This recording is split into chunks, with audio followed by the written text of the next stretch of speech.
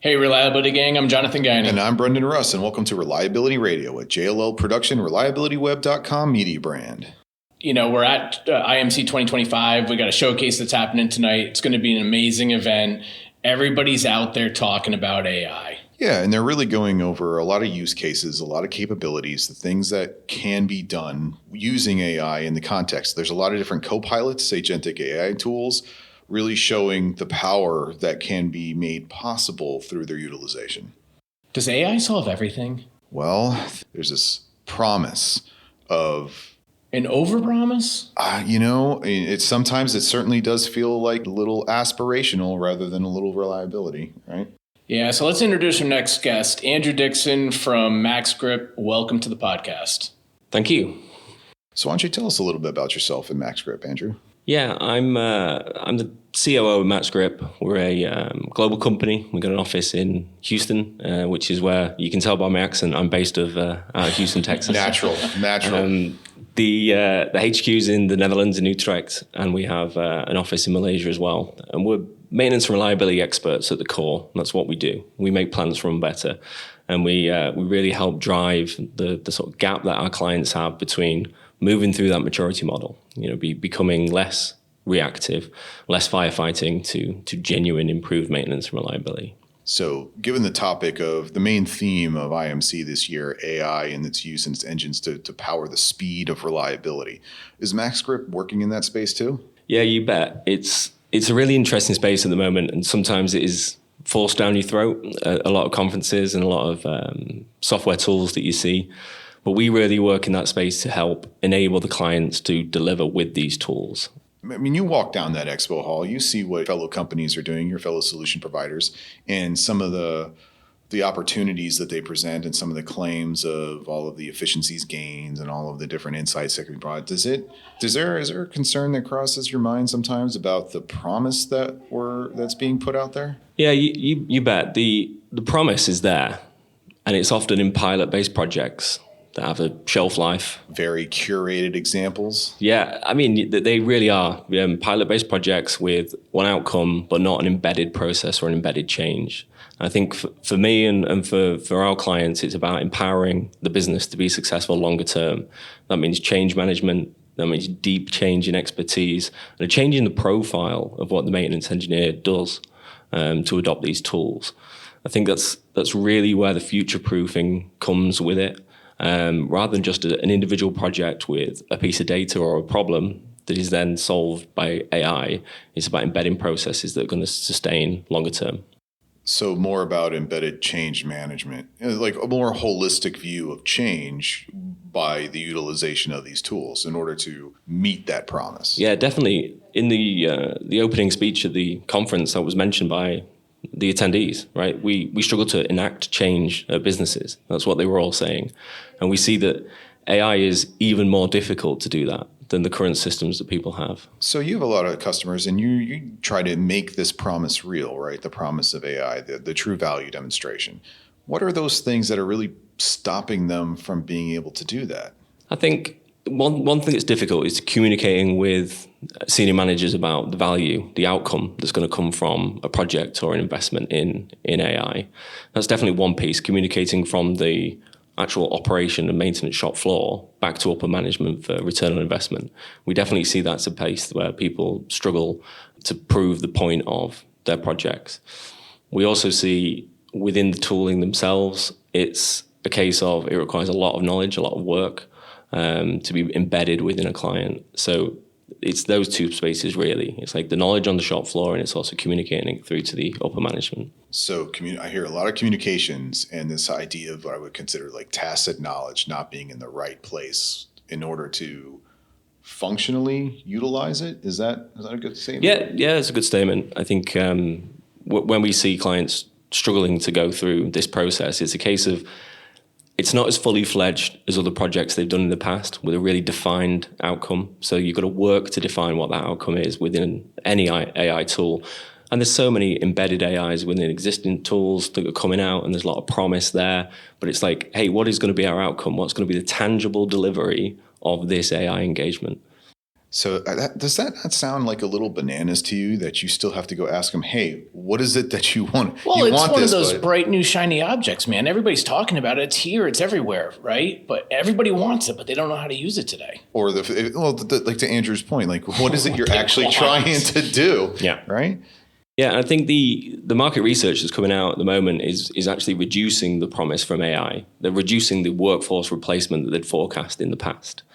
And that's a telling sign that the maintenance engineer has to be working with these systems, not that it will replace functions of what they do. And that's particularly prevalent for a saying I've heard in the past more recently, which is like, AI won't replace your job. It'll empower it. Right? People using AI will take your job. But AI itself will not replace the processes. If we back off of some of those claims, right? So how I term that, how I see that, and I'm curious of your opinion, is the people that were putting together the promise of AI have learned to be less bullish of that. And that only really comes out of realized projects, right? Yeah, and I think whenever you go to conferences or whether you look at what the EAM solutions are doing or other APM software within the space, they're marketing it. They have to sell this vision that the businesses are moving forward at pace. But to translate that to the client, that's the missing piece. That's where MaxGrip steps in to actually realize the value and the impact of that space between ambition at the C-suite to actual impact on the shop floor. Yeah, and I think that comes with like the cultural piece of any organization, right? You've got all these people that are hearing about AI and potentially taking their jobs. Now you've just infiltrated that organization with the resistance. And now the C-suite's looking at this saving their entire organization, but you got guys on the floor that are just not going to adopt it. They don't believe in it. And that's a real problem within some companies. You've got the change management piece is so important with a complex tool like AI. It's the most important piece, and it's often the piece that's underinvested in projects because they spend the money on the tools, the shiny things. So the change management is underinvested, but we really see at MaxGrip it being the pivotal piece to making it success. Yeah, that's when value engineering comes in during a project, and suddenly all of the things that help make it sustainable after you're done are the things that typically suffer first: the training, the handoff, the commissioning, the things that make people feel like this is a trustworthy tool. And that's the difference between having a project outcome versus an embedded process that's going to actually change how you work moving forward. Yeah, all this technology isn't a tech problem. It's a people problem. You bet. Trying to solve a people or process problem with technology, right? It'll only go so far, but you still need the people. You still need the process in order to make sure it empower to use that technology for the betterment. And with that change management, you need the people and you need them working in different ways. Right, so you're going to change how the employees at a company operate. So you've got to be really conscious of that to make sure that change is embedded. Because if you're not bringing up new roles and responsibilities, new ways of working, then it won't be embedded. So is that something that MaxGrip helps do with their clients, or are you looking to find that champion within your clients to be that change management? It's both. We need sponsors or clients to actually help drive it forward, but we create the frameworks that enable the businesses to make successes of those change.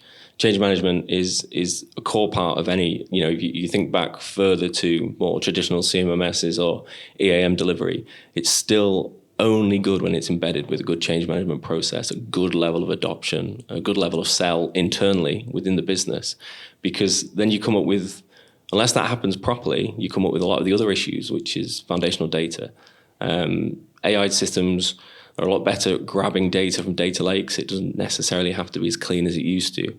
But from Vedantics and other market research, the gap in data to enable AI is significant. So businesses really need to look in that whole process of change where they have quality issues or data gaps, because it's still prevalent today within EAM systems and APM systems. Therefore, it's a problem for AI. I keep getting reminded to this whole conversation of a quote from a friend of ours. You keep doing what you're doing, you're going to get what you got, right? Without that change, you're not going to progress. No, absolutely not. So with all these different implementations you're doing, how do you approach a new client? Take us through like the things that they should be thinking about, the things that they need to do to prepare for adopting of AI. Yeah, we do a range of assessments. A culture assessment is a really important piece to understand how businesses work. So then how you can pivot to enable that change. So yeah, a lot of it's like front up business assessments with culture, with their asset management practices, learning the client really deeply so that you can then bring them on the journey, find the sponsors, find the people that are going to be key to the project, and then you're enabled to enact change. It's fantastic. So as we draw this conversation to a close today, what's a nugget of advice that you can depart on the team out there, people that are listening? What's something that they can take from this AI conversation?